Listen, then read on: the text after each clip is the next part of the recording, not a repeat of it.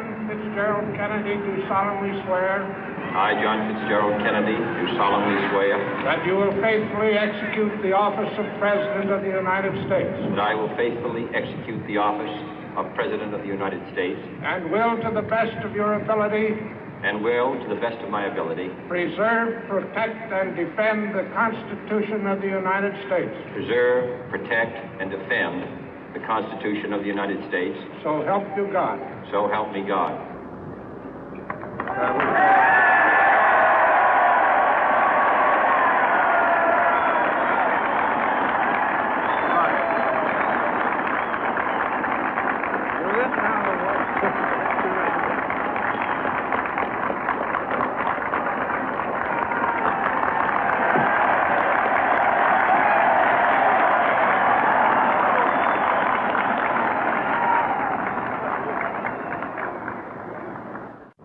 Vice President Johnson, Mr. Speaker, Mr. Chief Justice, President Eisenhower, Vice President Nixon, President Truman, Reverend clergy, fellow citizens. We observe today not a victory of party, but a celebration of freedom, symbolizing an end as well as a beginning, signifying renewal as well as change. For I have sworn before you and Almighty God the same solemn oath our forebears prescribed nearly a century and 3/4 ago. The world is very different now, for man holds in his mortal hands the power to abolish all forms of human poverty and all forms of human life. And yet the same revolutionary beliefs for which our forebears fought are still at issue around the globe. The belief that the rights of man come not from the generosity of the state, but from the hand of God. We dare not forget today that we are the heirs of that first revolution.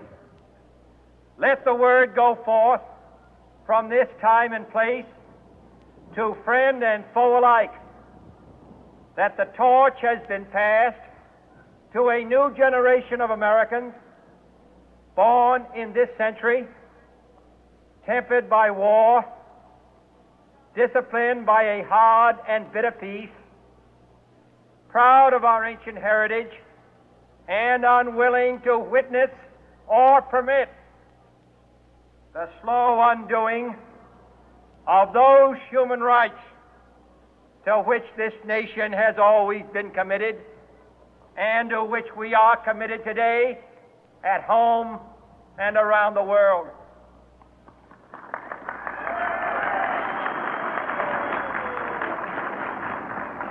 Let every nation know, whether it wishes us well or ill, that we shall pay any price, bear any burden, meet any hardship, support any friend, oppose any foe to assure the survival and the success of liberty.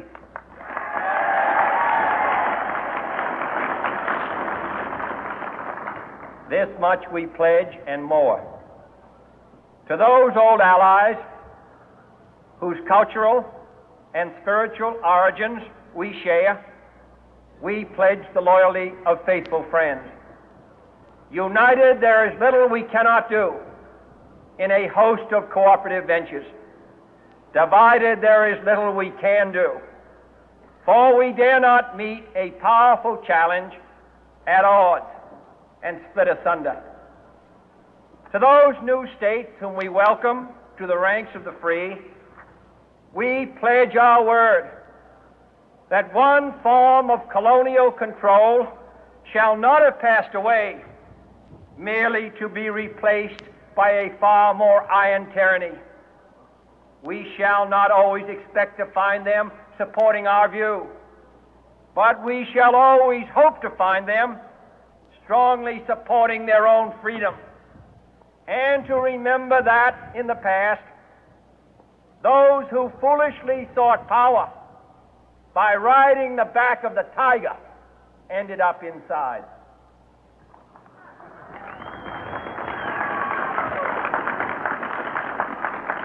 To those people in the huts and villages of half the globe struggling to break the bonds of mass misery, we pledge our best efforts to help them help themselves for whatever period is required, not because the communists may be doing it, not because we seek their votes, but because it is right.